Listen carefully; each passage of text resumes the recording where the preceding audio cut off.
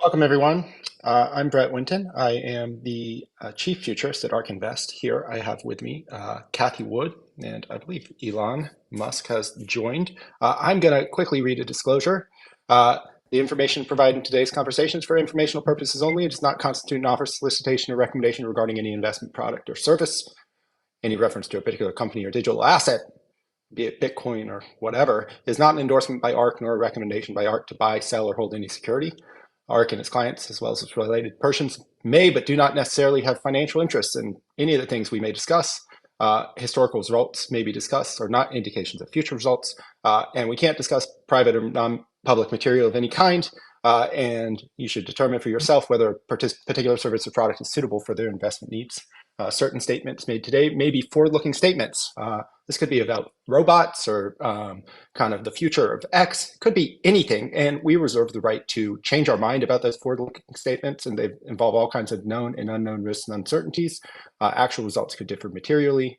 In addition, some information referred to here may be third-party information. We can't, vouch for the accuracy or completeness of that third-party information. Hi, Cathie. How are you? Hi, Brett. We're trying to get Charlie Roberts in here as well. Yes. Yeah, Brett is our chief futurist, and Charlie Roberts, who just joined us, is our chief investment strategist. And he and Elon know one another. Hoping we can get him in here. Maybe Brett, you can Yes. try. Yes. Elon should be on. Hi, Elon. All How are you? right, Elon. Hey guys, I'm here. All Ah, right. So happy that you could join us and that you agreed to do this, Elon. This is taking me back to early 2019. We were at Fremont doing a podcast with you when, Oh yeah, remember when Tesla was in production hell with the Model 3, and I think you were sleeping under your desk at that time, and you gave us a lot of time to really help us understand this story and what was going to happen, and the rest is history. So just wanted to recount that. Um, Elon, you're so often, the media is focused on controversy, and that's how they get their yeah, clicks and hits and all of that stuff.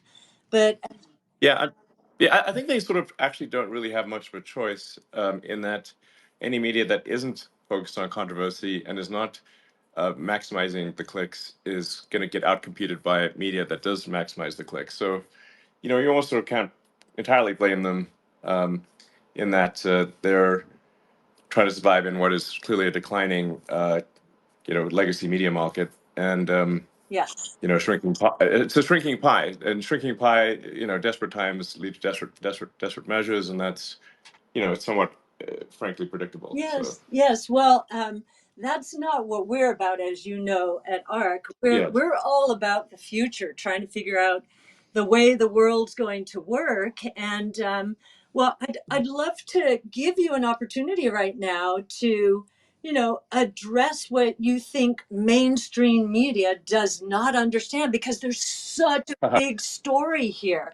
There are so many big stories that offer all kinds of hope and really transformation in the future, and you're leading the charge. So what don't they get, do you think? And what would you like them to understand?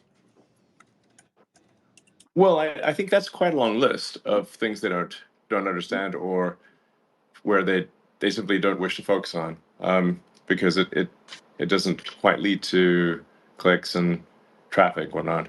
So um, I guess I mean, as I guess I could go over at a high level what SpaceX and Tesla are accomplishing or have accomplished this year.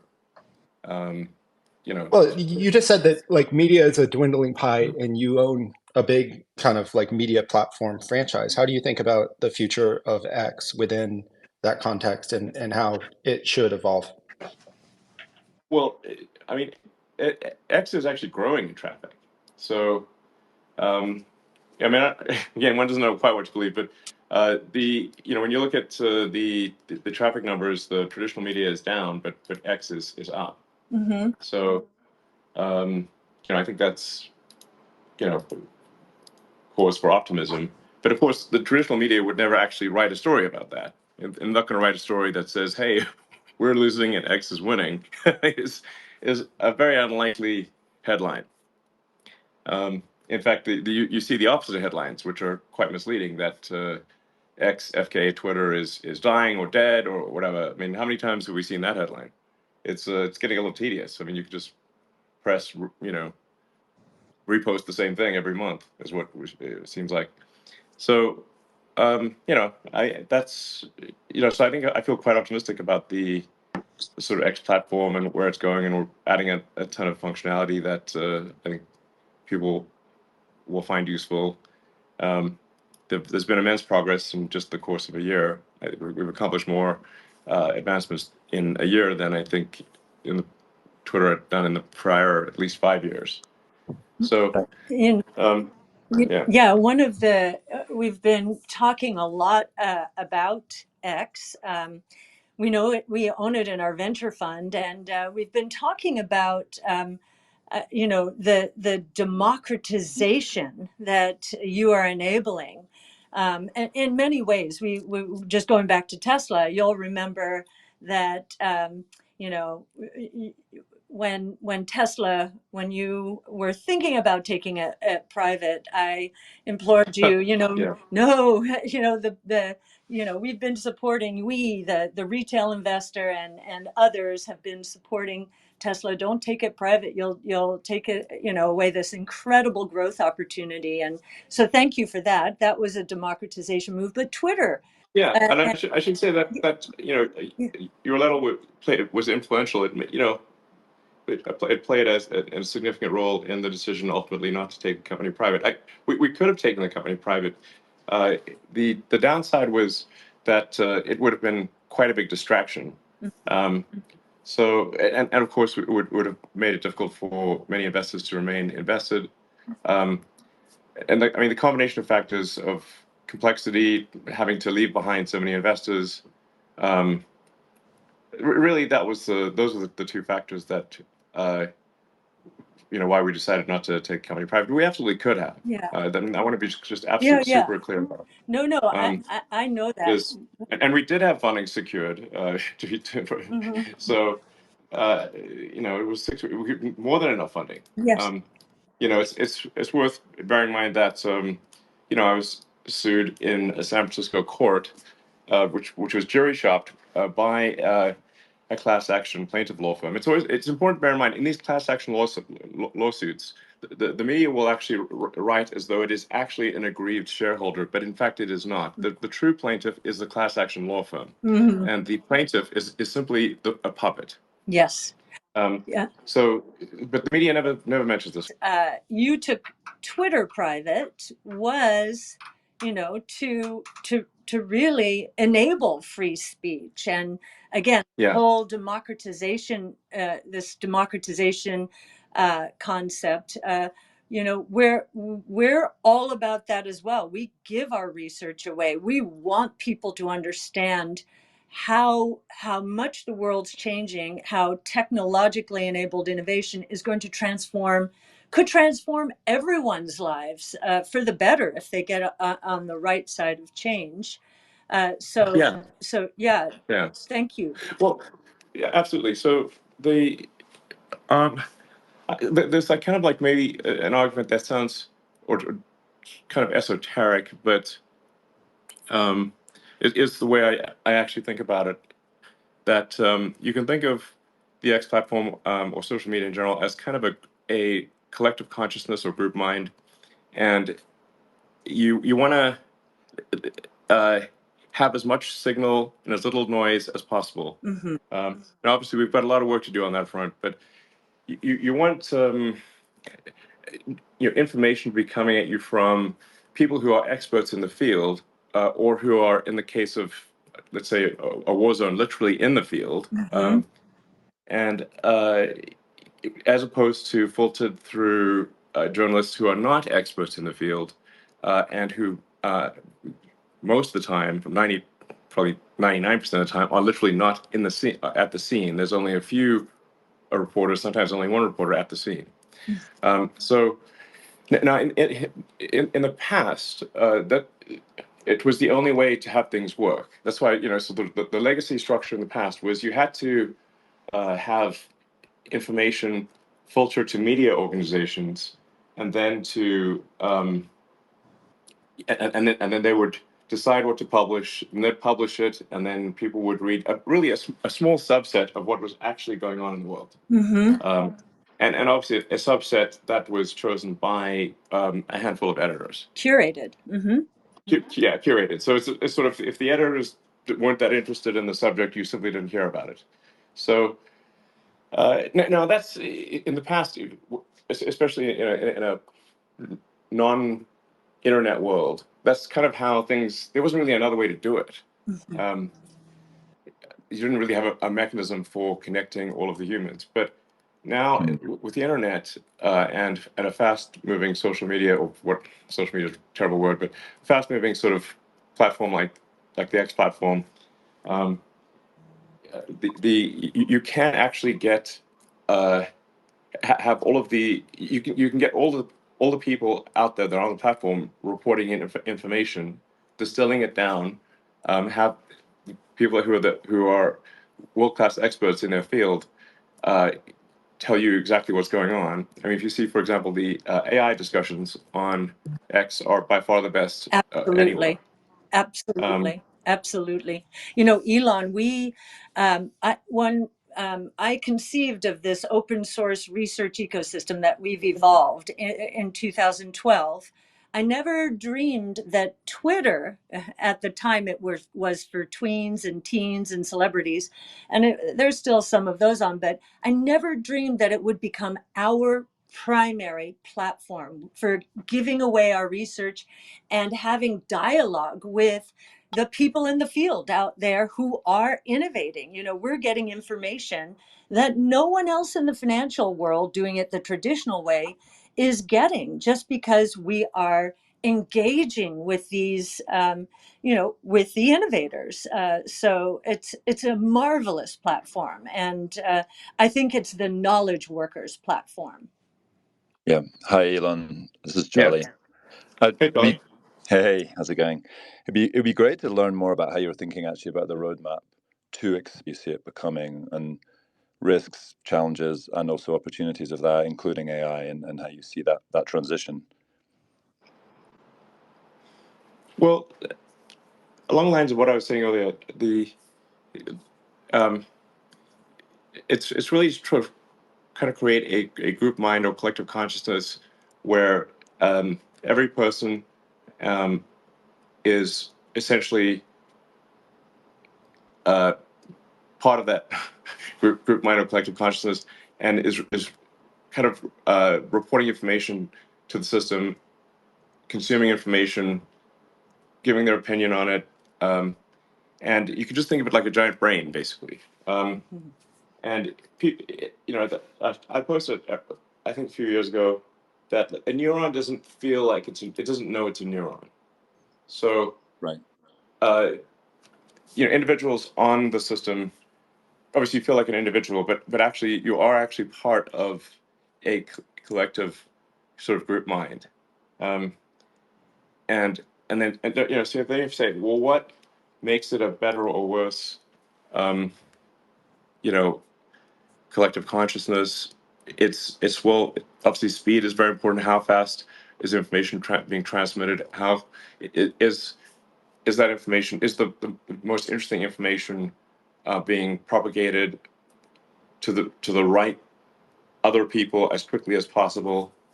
Um, how much noise is in the system? Noise would be information that is either not interesting, obviously spam, scams, um, actual misinformation. um, but that term is overused. Um, but just say information that is deviates from the truth meaningfully. Mm-hmm. Because there's always this question of what is the truth, and it's like there's an old sort of police saying, for any given crime, there are at least three stories: the victim, the perpetrator, and the truth. Right. Or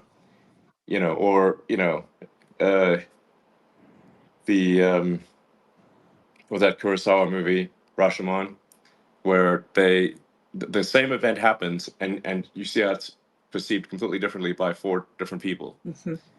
Um, but nonetheless, one can still aspire to the truth and aspire to have the least amount of error.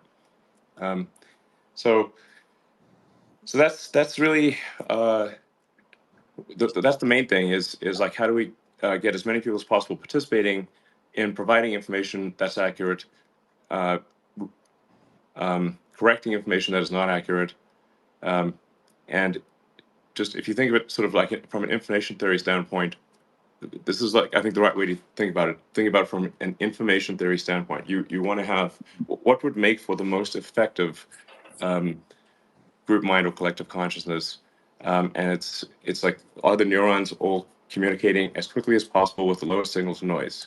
Mm-hmm. Yeah. And Do you do think you think? Oh, go on, so, Brett. Sorry. do you think you need to enable users to put like skin in the game behind their messages in a more frictionless way? As in, if I'm like within capital markets, I can put capital to work, right? And I stand to lose it if I'm wrong. And the information space in X it's kind of like a survival of the fittest, but kind of like the marginal energy needed to put in for an individual tweet. I can't really change that, or an individual post. Um, is that like a direction to go? Um, you mean like when you post something, assign sort of some amount of your credit, effectively your Yeah, I mean, within your credibility, or prediction markets work because people are able to bet on one thing versus another. Like conceptually, if I'm right about something, if I get some kind of like, more than just reputational accrual, but capital accrual for being correct about something on X, is that a way to kind of increase essentially effective signal to noise within the network?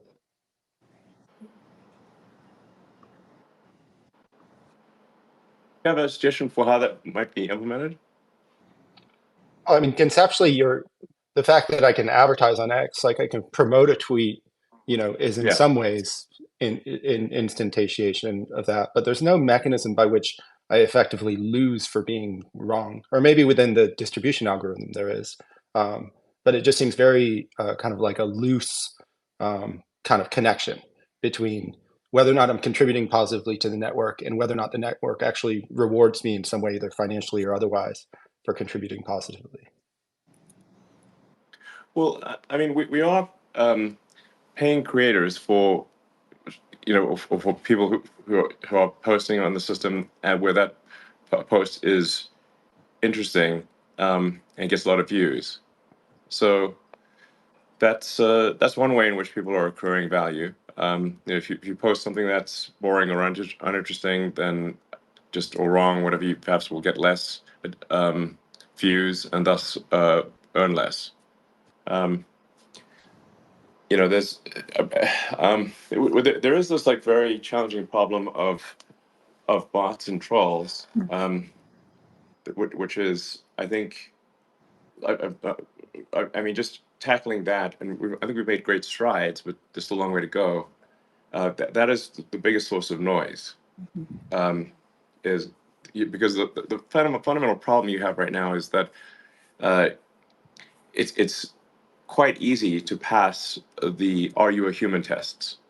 Even if, I mean, basically, open source AI at this point can pass "Are you a human?" tests better, but I think better than most humans. Um, so, and that's only going to become more widely available. So you have to, I think, bias the network to uh, basically raise the cost of manipulation and raise the cost of bots and trolls. You cannot completely get rid of them. This is not possible, but you can make it much harder and much more expensive. Like, I mean, like having, say, a drug enforcement agency, like the or any kind of, making drugs legal, does it doesn't make the drugs disappear. It just makes them more expensive. Mm-hmm. So sometimes there's this false dichotomy of like, well, it's all or nothing. No, you have to do things that dramatically increase the cost of noise in the system, uh, so that somebody can't spool up 100,000 or a million bots in a day, and then manipulate the system. So this is why we've moved to sort of a subscription, where there's at least a small monthly payment. Um, even a small amount, like if like $3 a month ish, or some small amount, is still several orders of magnitude. It raises the cost of bots by several orders of magnitude, maybe by 1,000 or 10,000. So and then it's not just the cost, it's not just the dollar amount, but then you effectively piggyback on the payment system, so payment authentication. Mm-hmm. So it's just hard to find more credit cards to misuse. That like there's an actual cost in the black market for credit cards that work. So just biasing things to where the subscribers effectively, or premium users content is elevated above that of um, bot amplified content is I think a very big deal. I, sorry. And my prediction actually is that any given social network that does not uh, move in this direction will be swarmed with bots, and will simply be overwhelmed. I have an experience with that. We all of a sudden, I guess bots were taking over, and this was not on Twitter, or on X, but on Instagram and Facebook. I mean, it was just all over the place. So we've already experienced attacks like that. Can we stay on the X platform as a topic, Elon, but maybe um, take us a little bit more into the future about this super app opportunity? Will you become a financial platform?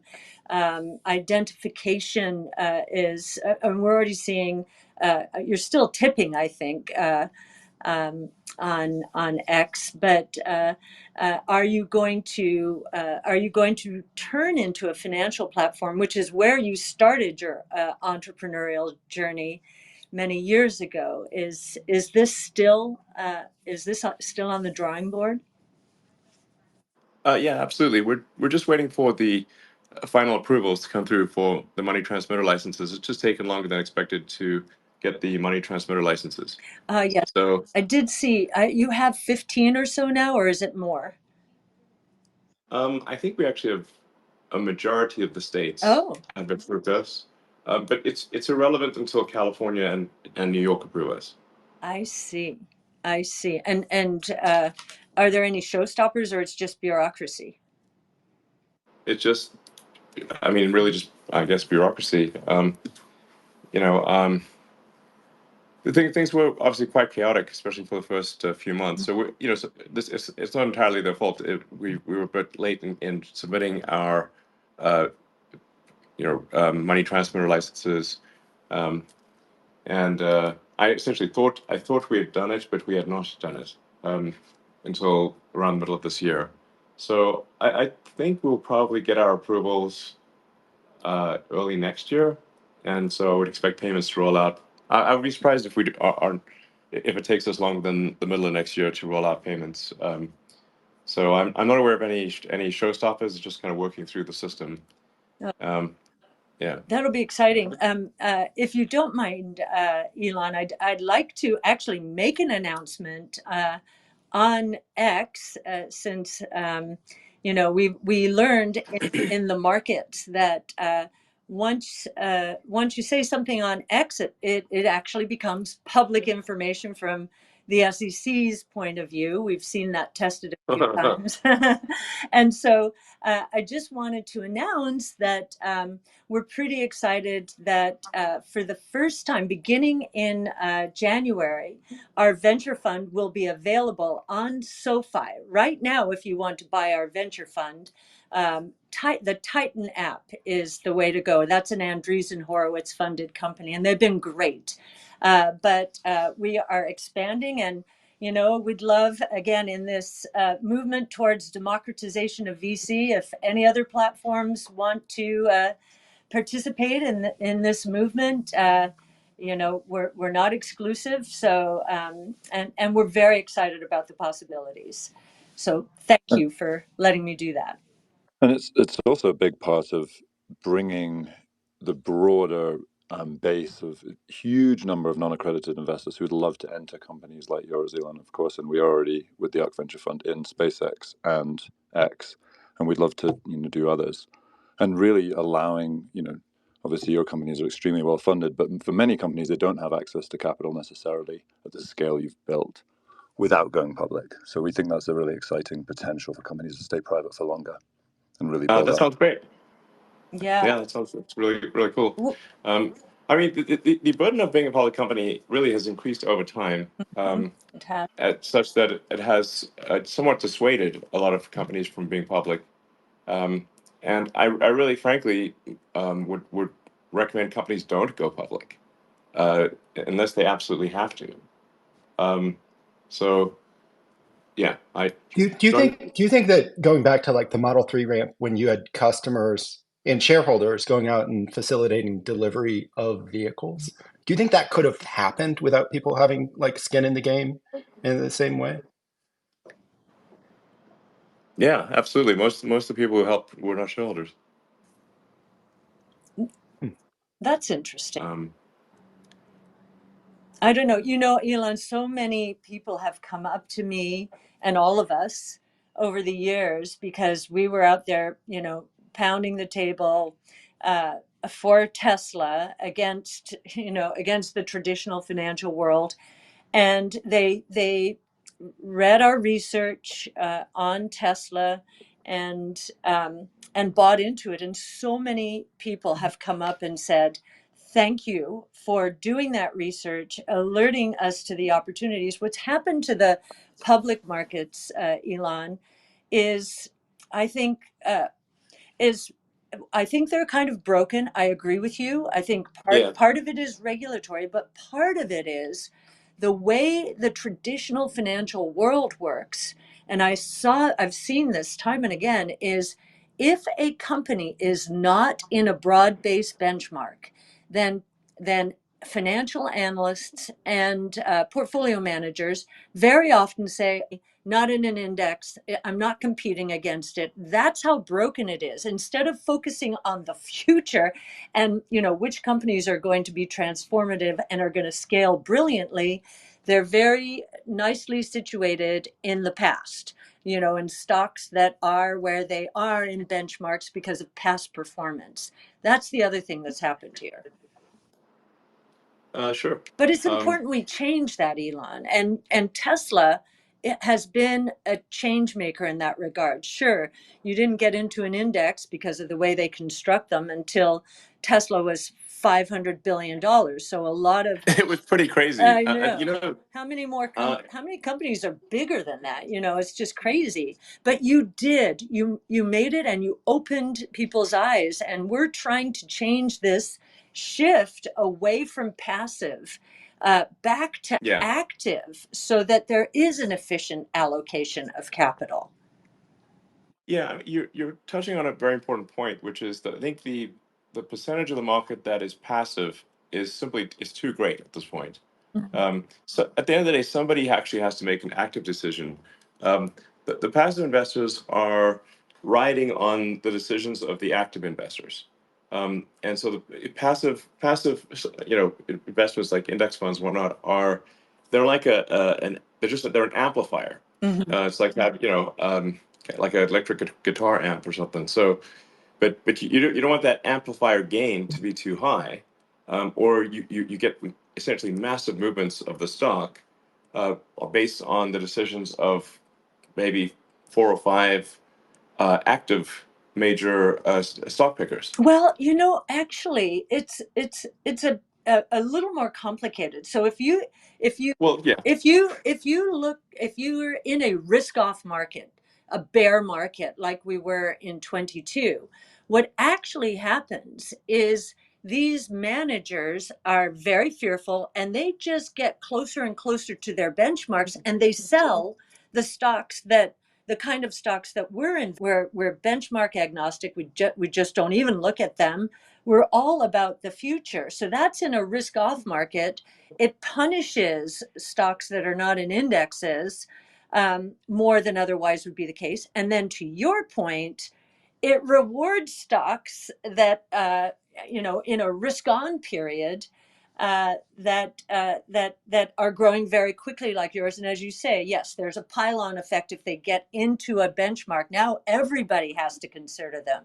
So it's a really distorted way of that the public equity markets have evolved. Yeah, I mean, essentially, getting into any kind of index or passive fund will, I think, increase the volatility significantly, um, because just now it's amplified. That stock's now amplified by the passives. Um, so, and I mean, I think Bogle was it was a good idea to create Vanguard and passives, but it's just gone too far. It has. So you just don't want to have the amp is turned up too high is a way to think of it. Um, Yeah. so there should be more active and less passive. Totally agree. And absolutely. And the other thing that's happening, I didn't know we were going to go here, Elon, but the other thing that really is gripping the markets is, 75% plus of trading every day is algorithmic. And we see they're very simple algorithms, in a bear market. Okay, do they have cash? Are they burning cash? And those two variables will dominate the stock action. So, yeah, we've watched this over the last 3 years. It's a very simplistic way of managing money, and I really do think it has led to the most massive misallocation of capital in history. A lot more private companies should be public, but we understand why they don't go public because of the kind of behavior you're subjected to. And now you know all about it, right? Yeah, I mean the regulatory burden of being public is way too high, and then the legal burden of being public is also way too high. So if you're public, you're just going to be sued nonstop by these class action law firms with their fake plaintiffs, as is the case with Tesla. We're just constantly being sued by as I said, what the media will portray as a member of the class, but in fact, we're just being sued by class action law firms with puppets. Like that drives me crazy. It happens. It's constantly happening. But but Um, but the problem that we're talking about here is non-accredited investors have not been invited to the venture capital party yeah. because they don't make enough money, or they're not wealthy enough, which we think is quite a regressive tax. So Yes, it is. Absolutely. I fully agree. that's why Uh, we're democratizing venture capital by not taking a carry ourselves, so that we can offer our fund for as little as $500 to anyone. that sounds great. Well, I think more people should take you up on that. Yeah. Um, there is, I mean, most of um, the vast majority of companies are obviously private. They're not public. Um, Yes. and, uh, and you're right that it is somewhat of a regressive tax that makes it difficult for the average citizen to participate in the upside of those companies, because once you go, I think, above 2,500 shareholders, non-employee shareholders, then you're forced to go public. So the reason that SpaceX cannot simply offer stock to anyone who wants to own it is because of that 2,500 direct shareholder limit.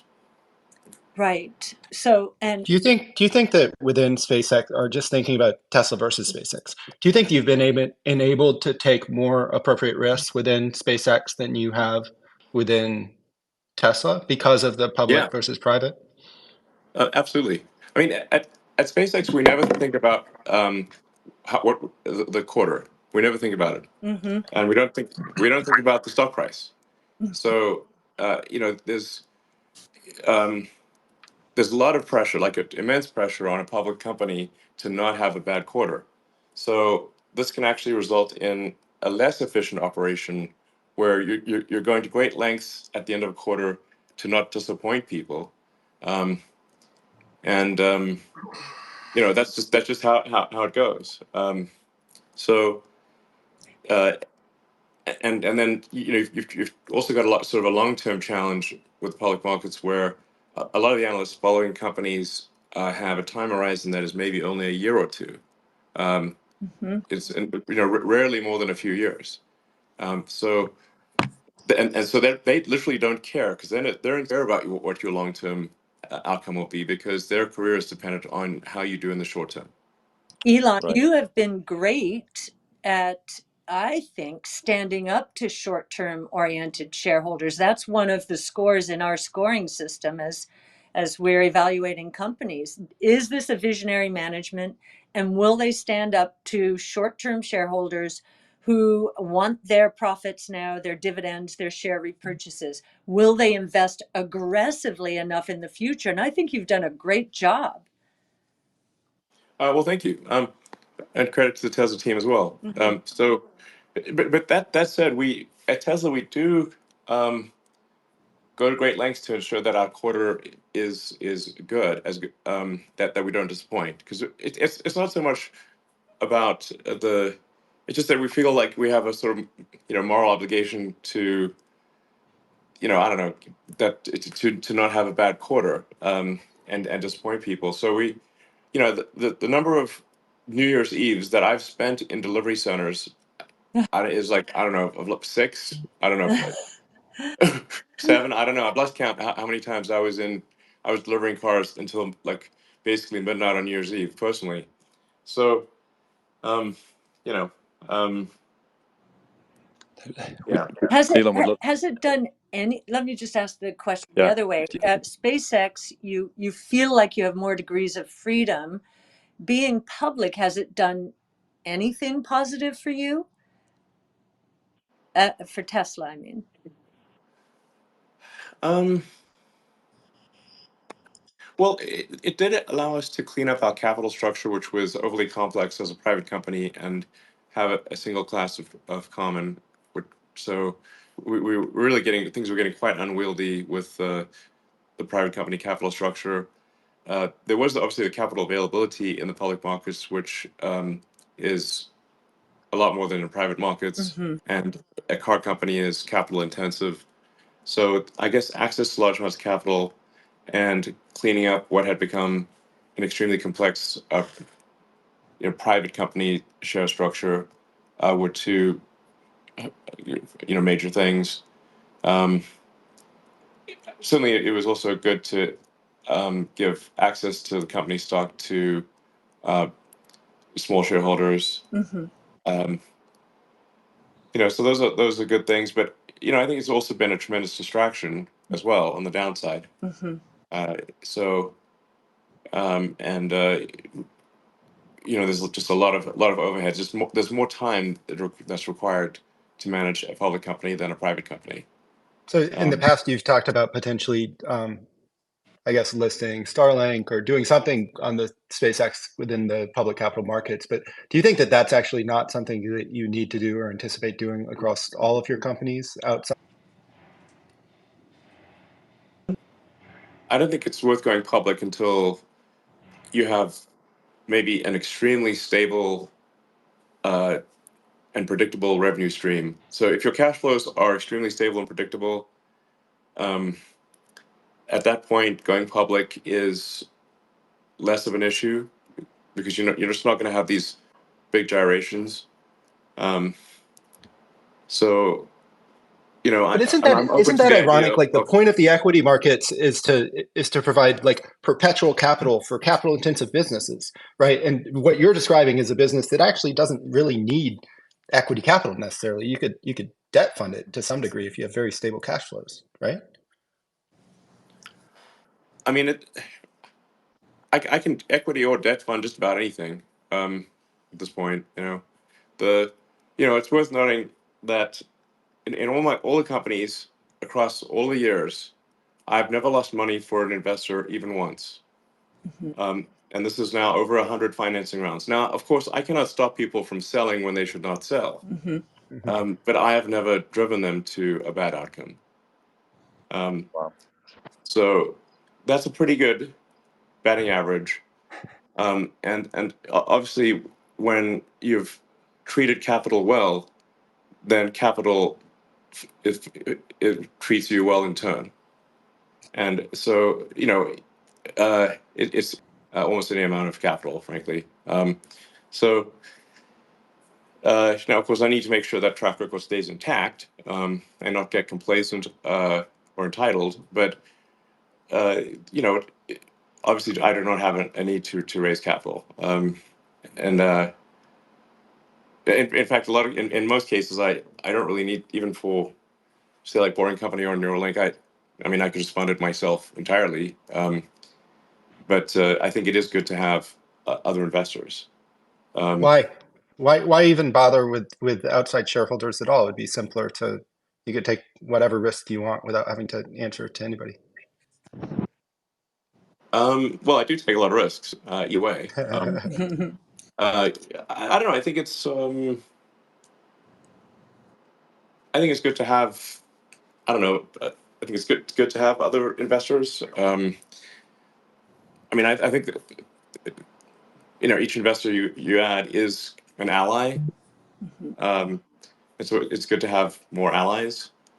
Um, I think it also establishes that I'm not delusional in the valuation of the companies.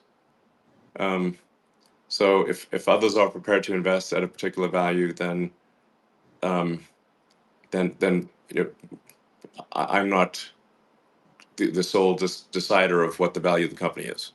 Others are deciding what the value of the companies are. It's sort of an outside assessment of the value of the company. Um, and there is also a need to um, uh, provide liquidity. So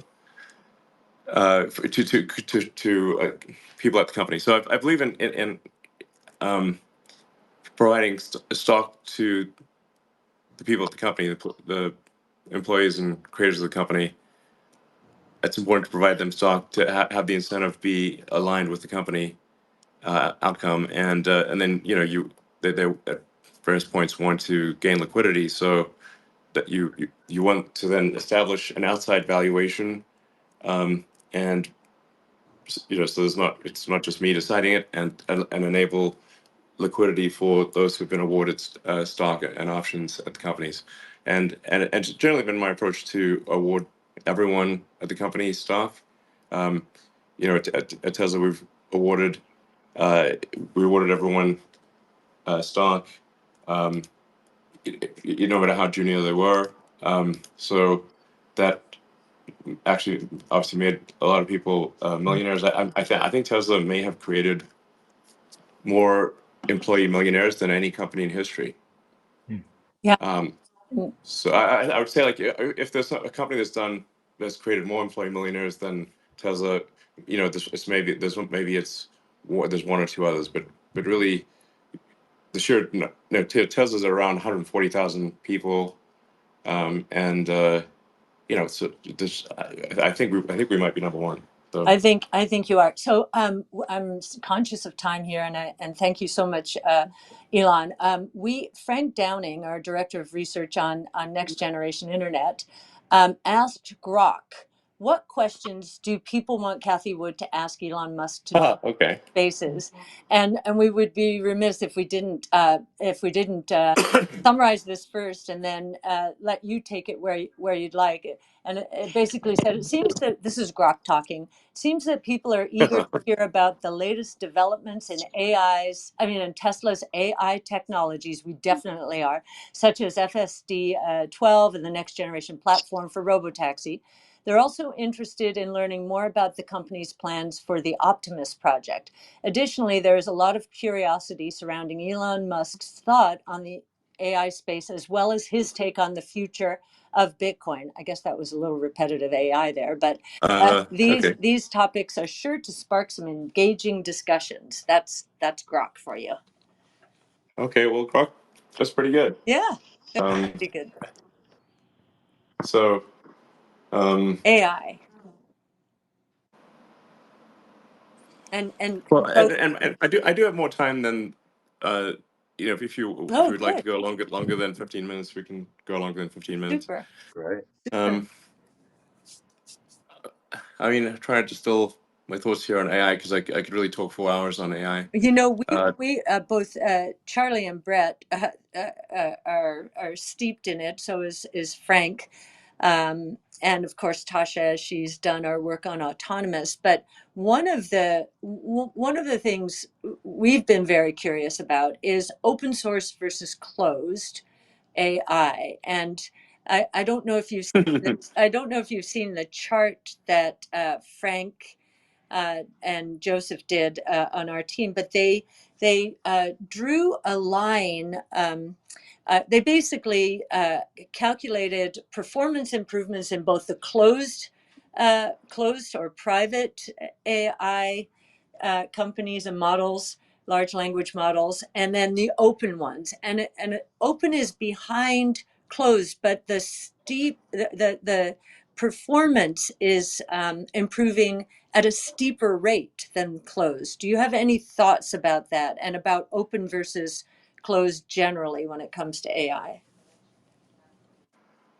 sure. Well, I mean, I think a lot of people know that, I was instrumental in the creation of OpenAI, and in fact, I came up with the name. Yeah, The open in OpenAI means open source, open, yes. and it started as an open source nonprofit. And the reason I wanted to create it was to establish a counterweight to Google DeepMind, because it was a unipolar world at that point. It was, Google DeepMind had probably 2/3 or more of the top AI talent, and of course, um, vast computing and financial resources. Um, and at the time, I was close friends with Larry Page, and it did not seem to me that he was taking AI safety seriously. Um, so I felt there needed to be some, like I said, some counterweight, some competitor to sort of the Google DeepMind. And frankly, instrumental in creating the company was recruiting Ilya Sutskever, Mm-hmm. which was a back and forth thing where actually Ilya changed his mind a few times and ultimately decided to come to OpenAI. Um, and So I won that recruiting battle.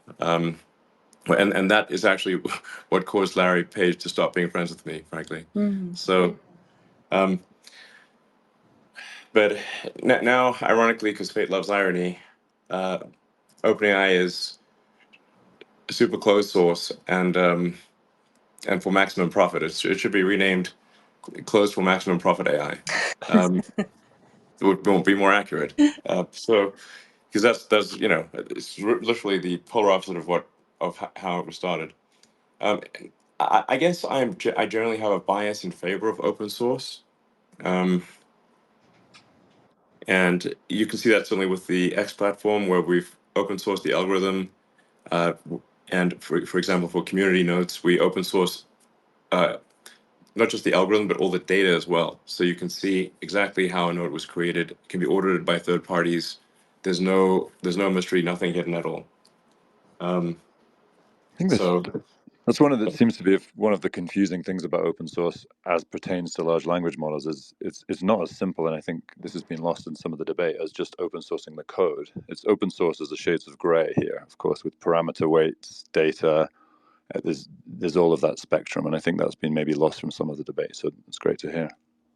Yeah, there's actually very little code, very little actual Right. traditional lines of software. Right. Certainly at the inference level, there's very little. It's a remarkably tiny number of lines of code. So it's just these giant, weights files and what your hyperparameter, you know, numbers are, and it's basically a giant comma separated value file. So I always find it amusing to contemplate that perhaps our digital god will be a CSV file. Like, and then you make a new CSV file that has maybe more weights, and the weights are better, and then you pretty much delete the old one. So just the AI is evolving and deleting its prior self constantly. So we're going to worship a giant Excel file, essentially. That's perfect. Kind of. I mean, you need a very big, yeah. It's a lot of cells, but it's really just a bunch of numbers, and then those numbers they're getting smaller in magnitude too. Going from FP16 to FP32 to FP16 to N16 to Int8, and now it looks like things are trending towards mostly Int4. So they're not particularly large numbers. Um, yeah. And back to So yeah, I'm not sure if I'm answering. I'm probably not answering the question, but I mean, I think it's true that closed source is not that far like from a time standpoint, not that far ahead of open source. Um,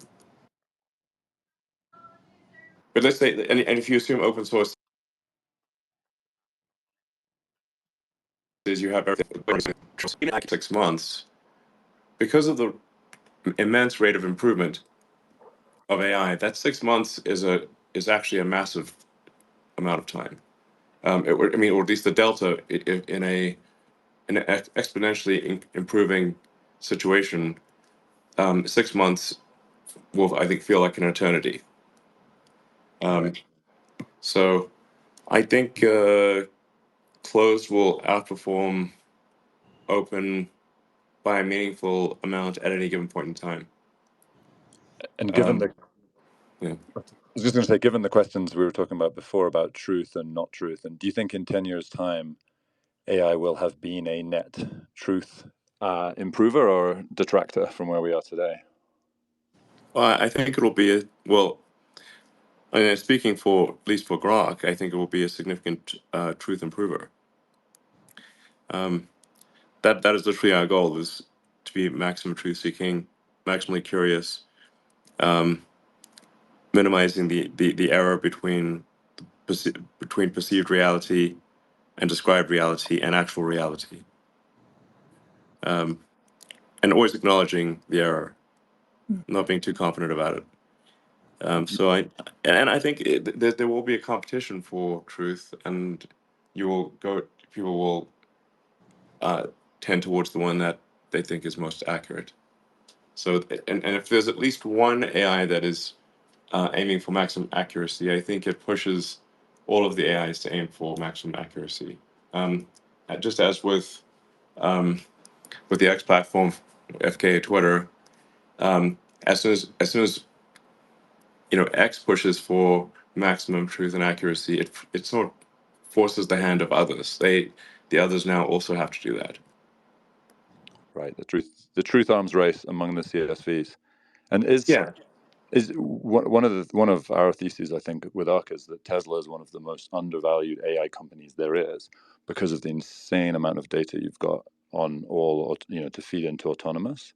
I don't know if there's any commentary on that, because I think, obviously with the rise of these LLM companies, which are by and large working off essentially available data that is not proprietary, the benefits coming to the companies like Tesla that understand how to use the AI benefits, but do have these enormous proprietary data pools, seems like that's going to be the next frontier. Yeah. I think that's accurate. an accurate description. Tesla is one of the leading AI companies in the world, and with respect to real-world AI, it is obviously by far and away the leader. Mm-hmm. So, the word large language model, with the phrase large language model, LLM, is massively overused.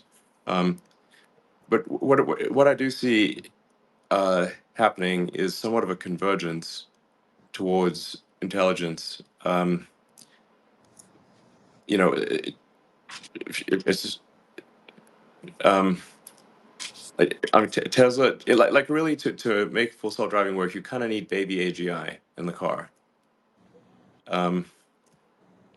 because you need to understand reality, and reality is messy and complicated. And just as a side effect, the car AI has to be able to read, for example. Mm-hmm. It has to be able to read arbitrary science as just a little side effect of understanding reality in every language. So you know, uh, think everything is coming down to you know different layers of transformers and diffusion, and how you put together the transformers and the diffusion. Um, Does that's the why does that's the why I sort of made that somewhat niche AI joke on the X platform. Who do you think will be president in 2032? Transformers or diffusion? Mhm. Do you think that switching to full stack AI for Tesla's full self-driving reduces the kind of forecast error for you in terms of when the problem will be solved? As in, you famously have said it's a year away for a few years now. Do you think that like actually line of sight, wherever it ends up, you'll have a better like line of sight on when you're going to cross a particular threshold of performance where it can go without human intervention? Yeah, I mean the car is already incredibly good at driving itself. So uh, now, especially if you say like, okay, drive in California, what, which is you know both generally easy driving, because you don't have heavy rain and snow and that kind of thing in most parts of California, and Tesla engineering is primarily in California, so it's gonna overfit for solving California. But if you're just driving, say, around Palo Alto, the probability that you'll need an intervention at this point is incredibly low.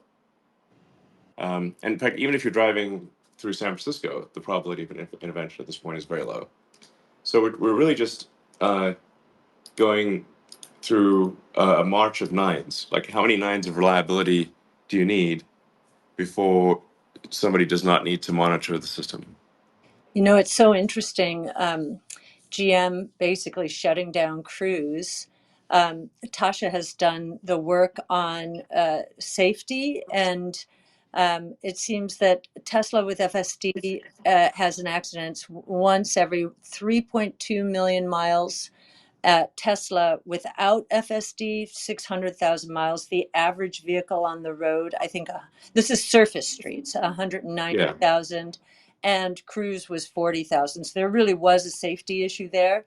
Do you worry that it has potentially set back regulators, from considering autonomous transportation, or is this data, given that accidents on the streets have gone up in the last 10 years, fairly dramatically, actually, because of texting? Yeah, Do you think, exactly. yeah, do you think that regulators are going to look at the data, which, I mean, we've done the research, Tasha's done the research on this, and is pretty compelling.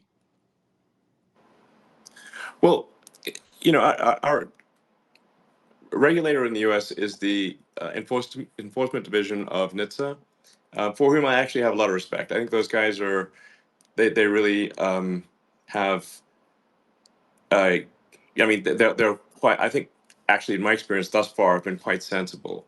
Um, that doesn't mean that there aren't silly things that happen from time to time, but uh, they've really been quite sensible, because they see the actual truth of the accidents, and they see the fact that there are on the order of 40,000 people killed every year in motor vehicle accidents, and So in the they US. actually do they do care about the safety statistics, Mhm. and they do recognize that there's always going to be some risk with cars. Um, uh, and they're well aware of the fact that our cars are much safer than other vehicles.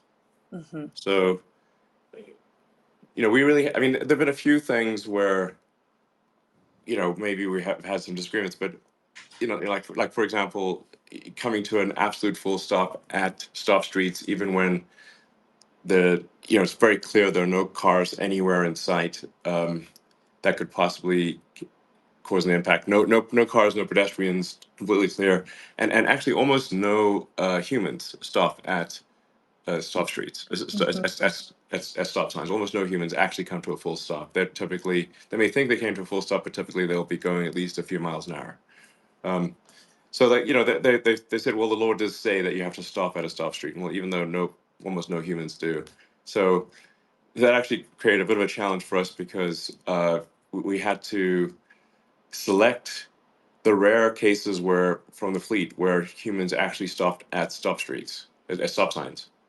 Um, so, and then actually get our QA team to stop at stop streets and then overfit the stopping at stop signs in order to get the car to stop at stop signs because it was trying to behave like a sort of a good normal human driver who does not stop at stop signs. So, you know, we had a disagreement there on it, but we ultimately, you know,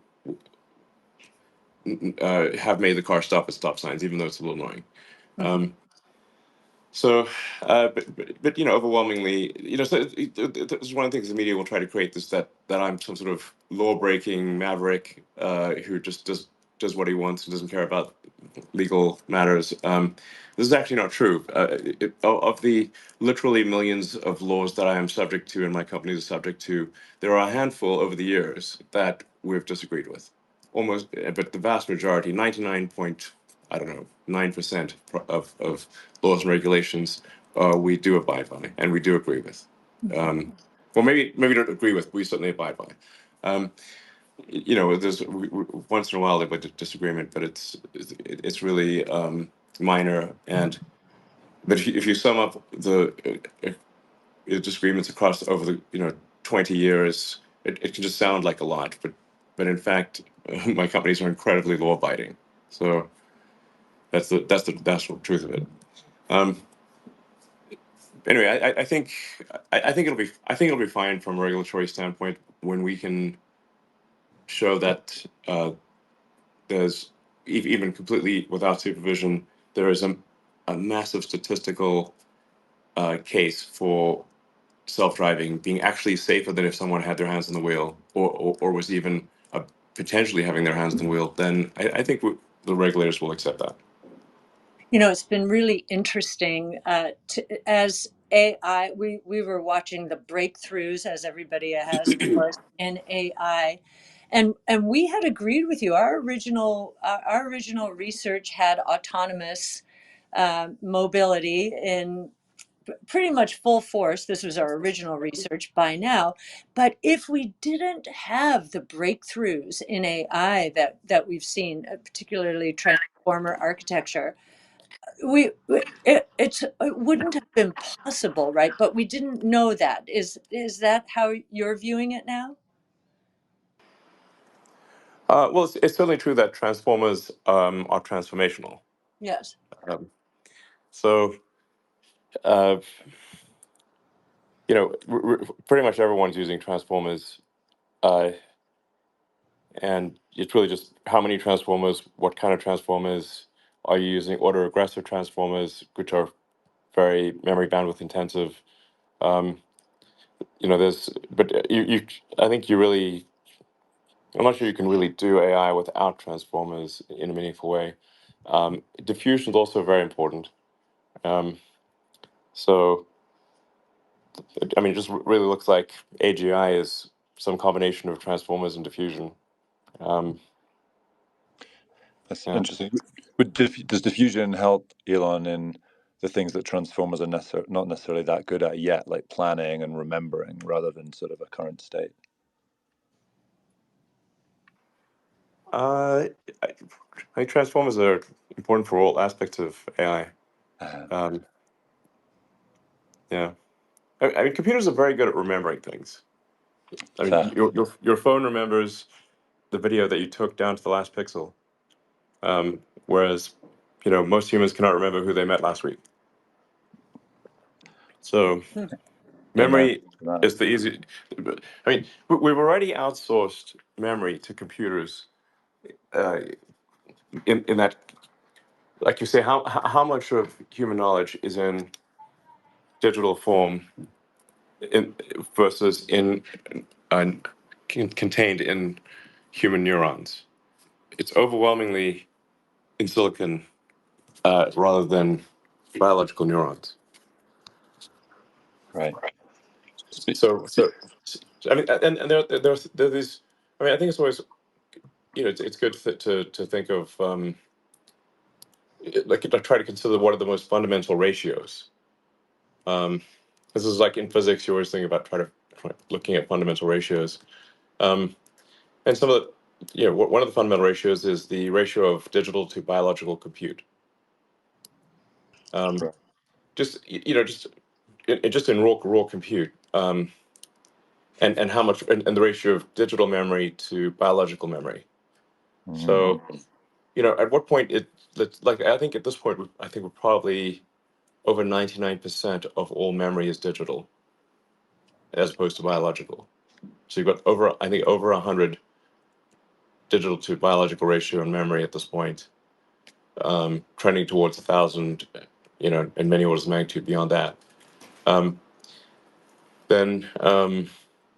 then you've got the digital to biological compute ratio, and since the number of humans is more or less constant, I'm worried about it. Humans declining quite significantly in the years to come because the birth rate is so low. Um, but so human computers more or less it looks like a flat line versus time, whereas the digital compute is exponential. Right. Um, and you know, at, at, at some point, it's that will also be above 100, meaning more than 99% of all compute will be digital instead of biological. Right. And if we're not there already, we will be within a year or two. Although it is amazing how much data biology can store. Right? I reckon, I believe it's estimated that a gram of dried DNA can store between 400 and 500 exabytes. So maybe this If, still things to learn from biology, but yes, incredible the pace of change. yeah, I mean, if you encode memories in DNA like a ticker tape, then the DNA memory potential is immense. But I'm not sure that's actually what's happening, or if it is, it's I don't know. I'm not sure why my memory is so terrible. And But So actually, I mean, your memory in terms of the raw details, like you have an amazing search function, right? I for a mean, human, it's kind of like, yeah.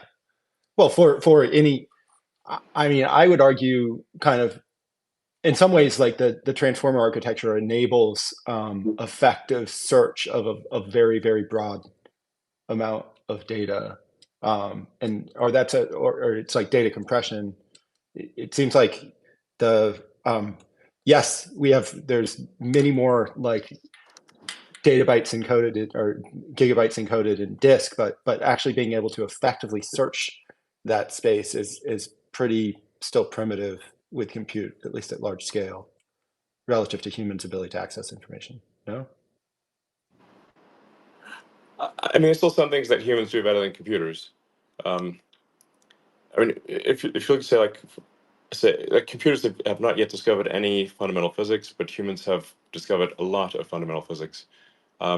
The computers have not yet invented a useful technology. Humans have invented many uh, useful technologies. Um, so you know, um, yeah, Do you ascribe to the notion that like you essentially training AI systems on language is not enough, and that you have to have some kind of embodied source of data, like through an Optimus robot, to actually get kind of the raw learning in that a AI system would need to understand fundamental physics.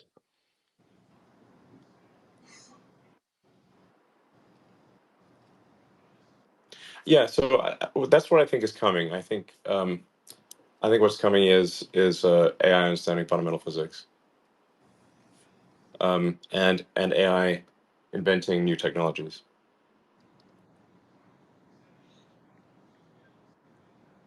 It definitely feels like, rather than, even though some things now apparently pass the Turing test, most importantly, passing the money penny test, as in, can an AI actually pay bills, do expense reports to the extent James Bond did those, and actually pay parking fines and things like that? That would actually be a very good use of AI that I think would have a lot of users immediately. And maybe the Billy Connolly test of, can an AI actually be consistently funny?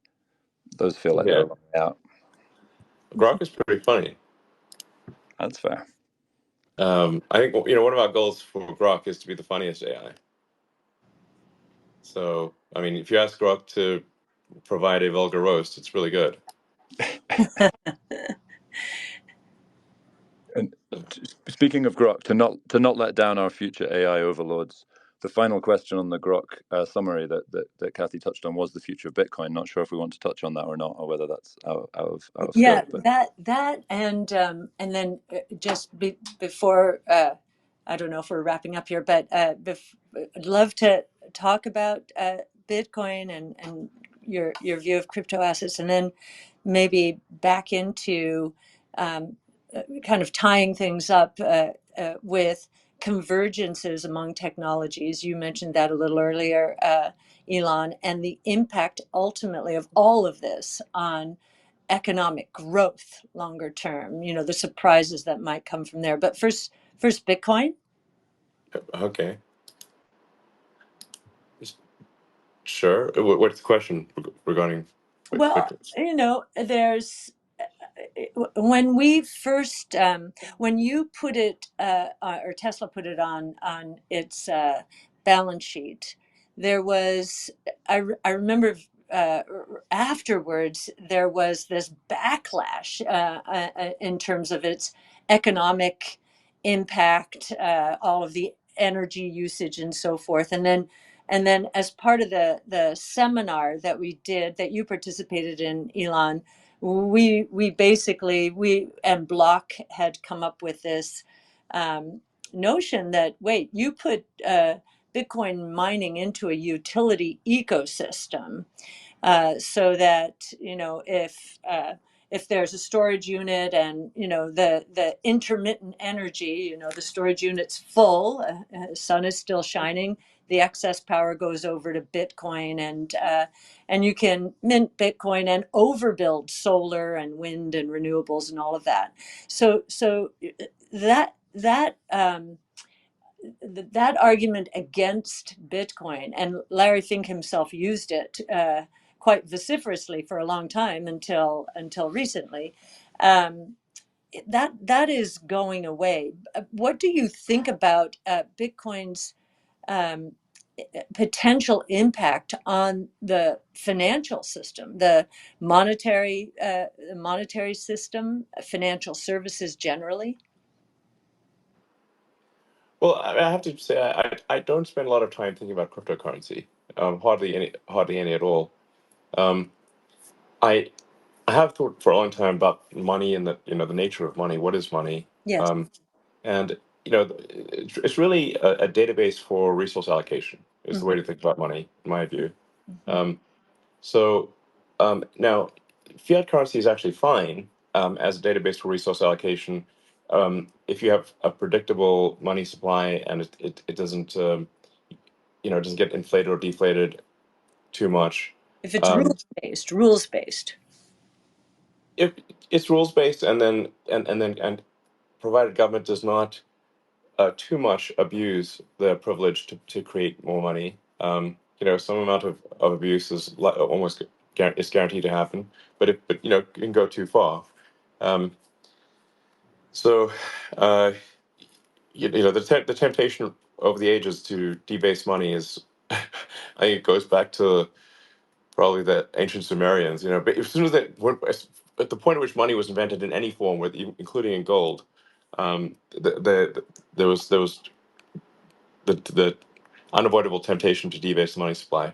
Mhm. Um, so when you think of any given money system, again, I sort of apply information theory to a money problem. Um, just think of it like it's an information system. You want to minimize noise, um, minimize latency, minimize packet loss, um, and so any inflation would be adding noise to the system.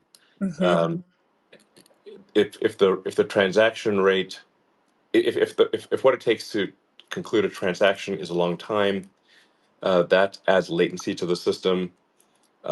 Fraud is kind of like packet loss. Uh, it's a, so I guess I kind of think of money like I think of information moving on a network. Uh, Bandwidth, latency, jitter, which is the variance in latency, packet loss, um, those fundamental elements. Uh, Yeah, it's been interesting to watch how human beings, in this case the Fed, the words they say whip around markets, and there's just something not right about that. I mean, that's my point of view. I think our point of view, certainly on the crypto team, and you know. Art Laffer, who was my professor in school, he's supply side, Austrian School of Economics. When he collaborated on our first Bitcoin paper in 2015.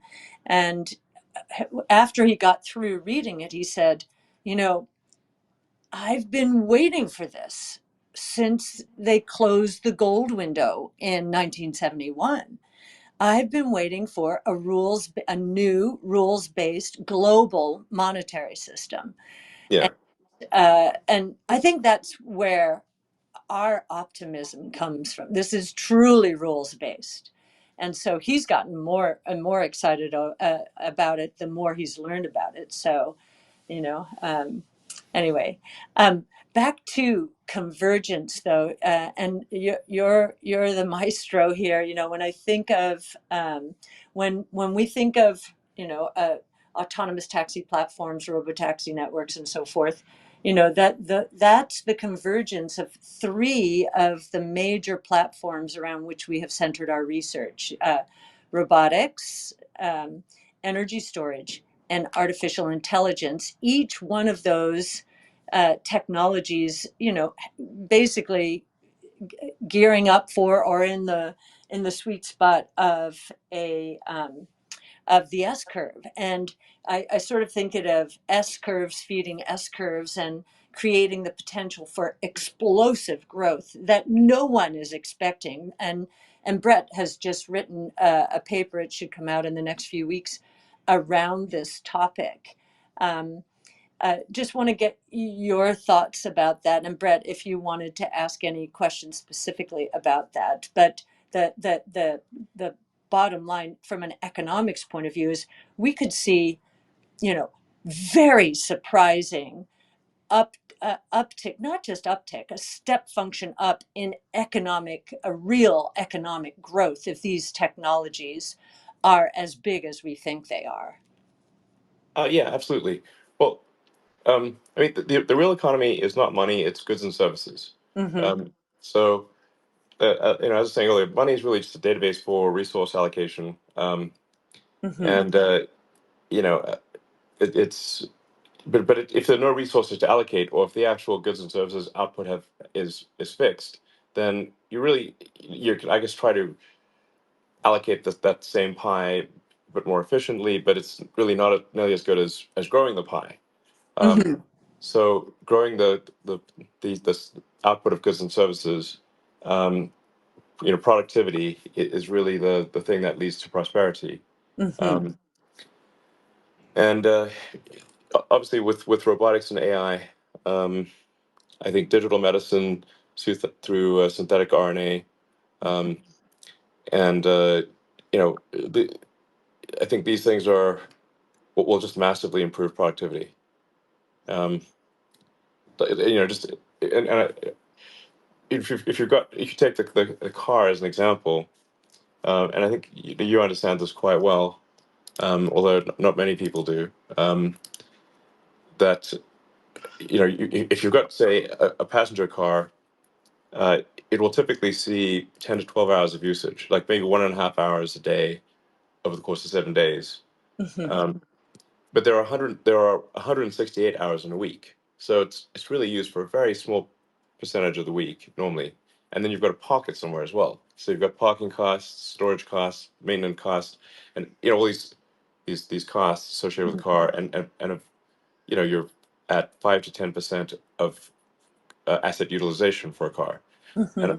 whereas if you've got an autonomous vehicle, that same car, um, that costs basically about the same, um, could now, I think, be used as a rough approximation for about a third of the hours of the week, if you say like productive hours.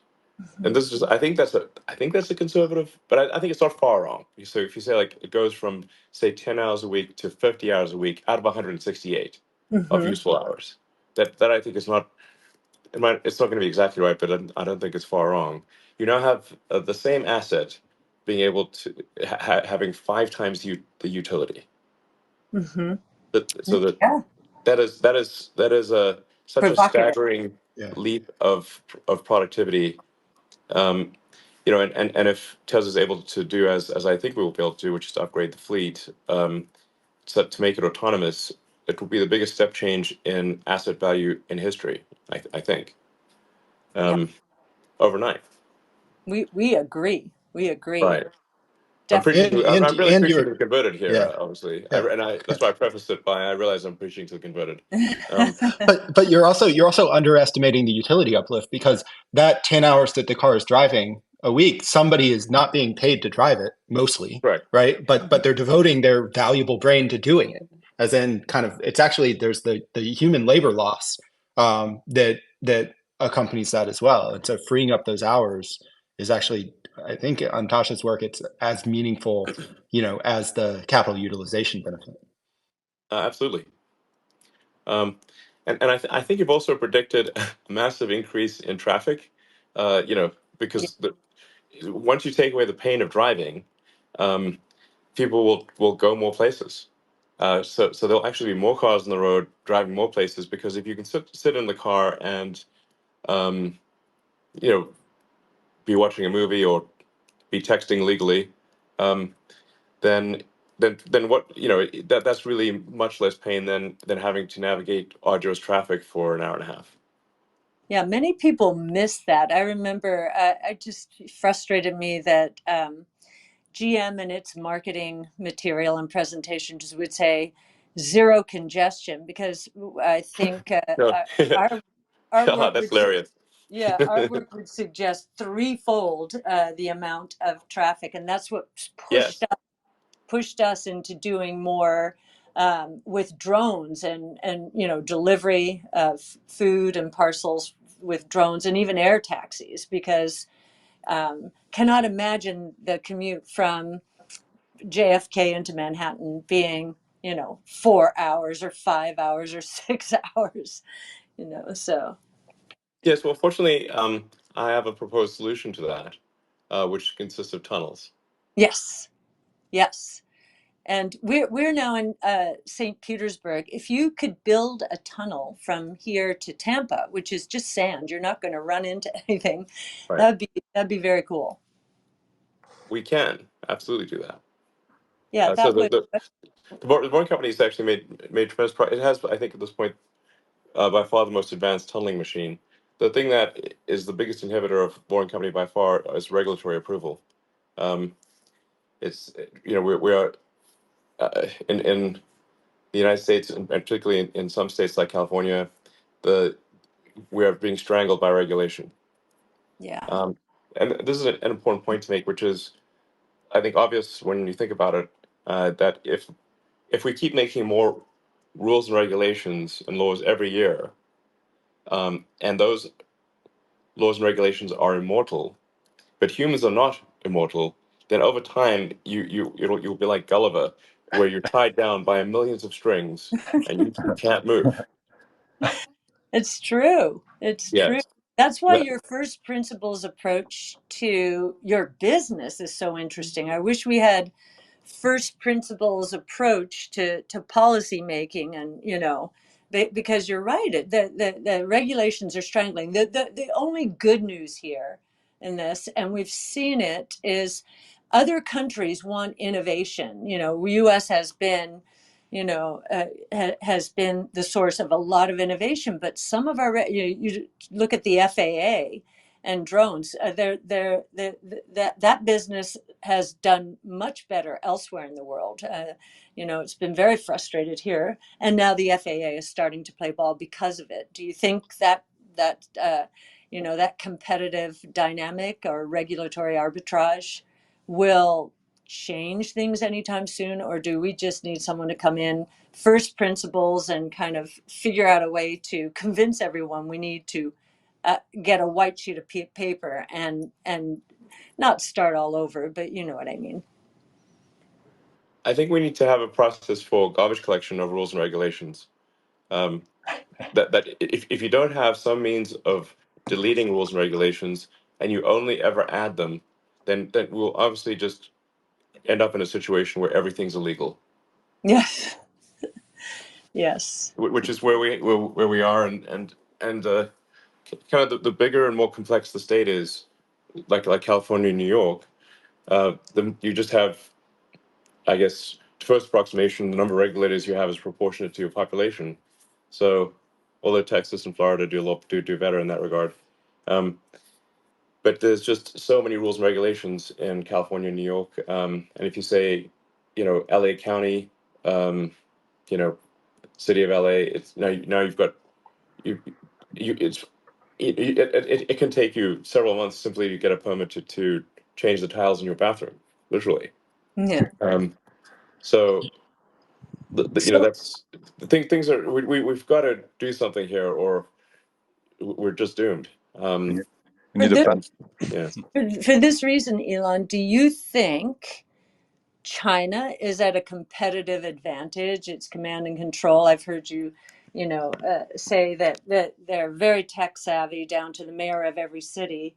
Do you think what has happened over that there's a dynamic changing? Maybe they've over leveraged after 20 years of basically buying the dip was the right thing to do until it wasn't. Do you think that it is now entered more of a Japanese style? They have to readjust to a new reality, or do you think, the regulatory or less regulation over there is going to give them a competitive advantage, and innovation's going to, help bail them out? I don't think China is not immune to the same forces that have driven excess regulation and laws in the United States or Europe. Um, they, um, I've certainly seen just in the course of our operations in China, Tesla in China, we've seen quite a substantial increase in the regulatory burden. So, it's a lot harder to get things done now than it was 10 years ago. Um, so what I'm saying is I think this is just a natural part of the evolution of any country is the growth of rules and regulations. Um, Now, in history, the forcing function for cleaning up uh, bad rules and regulations, or sort of archaic rules and things that don't really matter anymore has been war. That has been what has been the cleansing function for rules and regulations. Um, so now we would like to avoid war, as ideally we can do this without war. That would be nice. Hmm. Um, um, so um,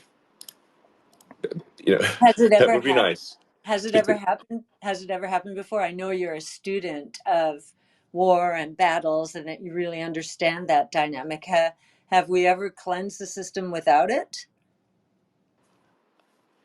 I am not aware of I'm not aware of a situation like that. That yes.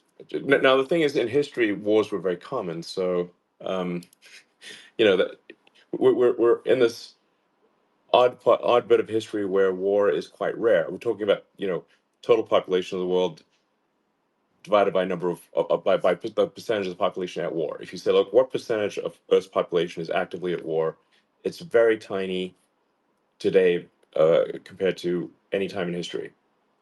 Um, People confuse hearing about war from being in war. Mm-hmm. They're very Well, and different. yeah, and Um, I think exposing, and I know you did in Ukraine with Starlink, exposing what's going on is half of the is half of the solution in a sense, right? Or maybe the reason that that we're not going through the horrors of war, because you can see it in living color, and how devastating it is. yeah, I mean that is certainly something that is possible that was not possible in the past. Although it clearly doesn't stop the Ukraine war. Um, Right. uh, that's still going on. And I think a lot of things, if there'd been social media, it's not clear they would have happened at all. Like the creation of the United States. If I was thinking of, like, if there'd been social media at the time of Roanoke, I think people would have been dissuaded from future voyages. Mm-hmm. Um, when it's like we're dying of starvation, we're being killed by the locals. Um, we're rife with disease. That's a good point.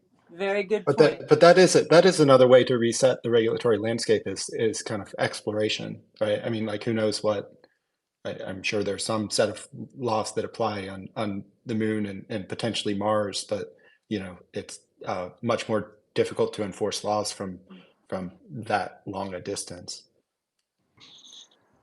Or Yeah, I think ultimately, if there is a self-sustaining city on Moon or Mars, that self-sustaining city will achieve autonomy at some point. Um, so I think it's quite important that not quite important, it's extremely important that we become a multi-planet civilization, um, and create a self-sustaining city, ideally on Mars, because that's quite far away from Earth. And I think if something were to take down Earth civilization, then it's less likely to take out a Mars civilization, because Earth and Mars are only in the same quadrant of the solar system, for 6 months every 2 years. So we've got a lot of separation, um, and I think a lot about the Fermi paradox of where are the aliens. I've seen no evidence of aliens. People always ask me if I've seen any evidence of aliens, and I would immediately shout from the rooftops and from the X platform of any evidence whatsoever about aliens. I would be you, you I would be talking about it immediately, and I have thus far seen none. That's a concern, because it means that we perhaps are alone, um, and and maybe there were many other civilizations, but they failed to pass the great filter of going from one planet to being a multi-planet civilization. Um, so I guess my concern is that we need to keep civilization going at least long enough to be a multi-planet civilization. At that point, I think we stabilize civilization and consciousness, and greatly extend the probable lifespan of civilization and consciousness as we know it. Um, so, um, I do want to emphasize this is not some escape hatch from Earth, because people misinterpret this as like some escape hatch from Earth. The and this really doesn't apply to me personally, because I will probably die in, I don't know, 40 or 50 years. Hopefully, living that long. Maybe I don't live even that long. Um, but civilization can last for tens of thousands of years, perhaps hundreds of thousands, perhaps millions of years.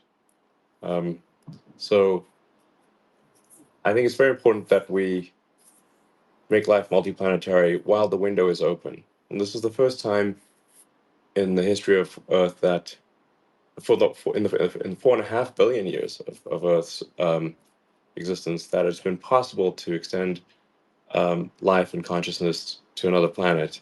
So that window is now open for the first time in 4.5 billion years. Now, it may stay open for a long time, but it may also close. And I think so. We should just take advantage of the time when the window is open to make life multiplanetary, and ensure that the tiny candle of consciousness in a vast darkness continues to burn, does not go out. Do you think that Starlink, you've said kind of advanced the idea that you needed hypersonic travel to basically capitalize um, colonizing Mars. Is Uh, Starlink enough, or do you still need that second kind of like business model built on top of SpaceX to make it happen? I think Starlink is enough. I think Starlink is enough. You know that there's a little diagram on the Starlink router. Um, it's for people probably don't notice, but it's it's a home and transfer from Earth to Mars. So if you look on your Starlink router, you'll Wow. see that home and transfer diagram. Um, that Starlink is the means by which life becomes multiplanetary. So Well, yeah, Elon, you are pioneering us in an amazing way. A lot of the hope for the future is so much as it of it, has started with with projects you've started and dreams you have, and I think the world's a better place, and I'll end where I started. I know that media clicks, maybe negative is it works, but long run, truth wins out, and you're doing amazing things, and I think the world will thank you for years and years and years. And maybe just a close. Charlie? Oh, sorry, I clicked back on mute. Just as a closing thought to build off that, maybe as well. How would you think about inspiring the next generation of entrepreneurs to do the really big, hard things? Does it make most sense to try and do something more consumer internet or something earlier, build up capital, and then go and do something very hard? Or do you think, like, what would you want to have heard as a starting out entrepreneur thinking about that journey? And also to inspire the next generation to do great things, including building all the cottage industry, no doubt, of things that we'll need to survive on Mars. Great question. well, I actually think that anyone that has you know a company that's providing goods and services is doing great. I mean, it's not that everyone should tackle so-called in quotes great challenges. Um, I would recommend that they don't actually, because the probability of failure is very high. Um, I mean, I think just try to be useful is my advice. It's very difficult to be useful.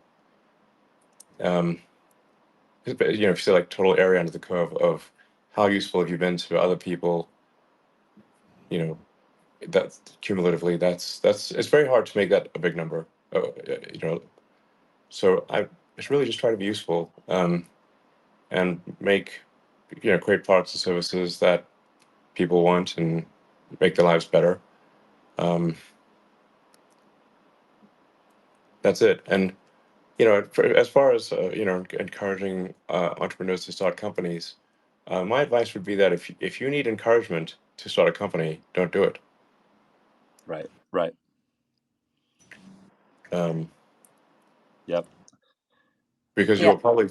I mean, the probability of failure is very high.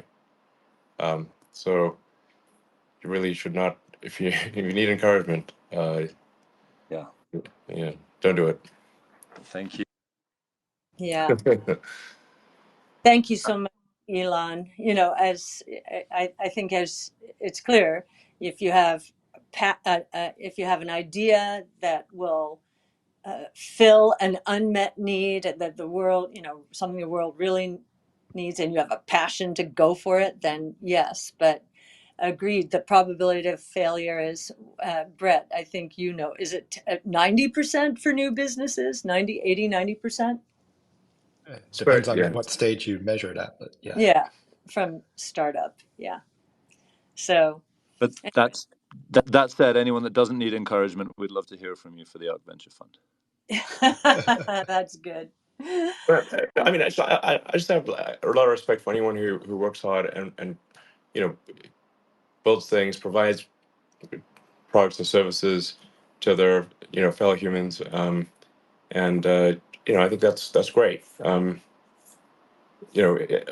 Just a lot of respect for an honest day's work, effectively. Um, Right. so, all right, well, it's been a great discussion. Yeah, thank you, Elon, so Thank much. you. This is great. You're welcome. All Yeah. right, And you know what, Elon? I think the world needs more of this kind of conversation. So maybe every once in a while we can do this again. sure, sounds good. Happy to do All it. right. Thanks so much. All right, Thanks a bye. lot.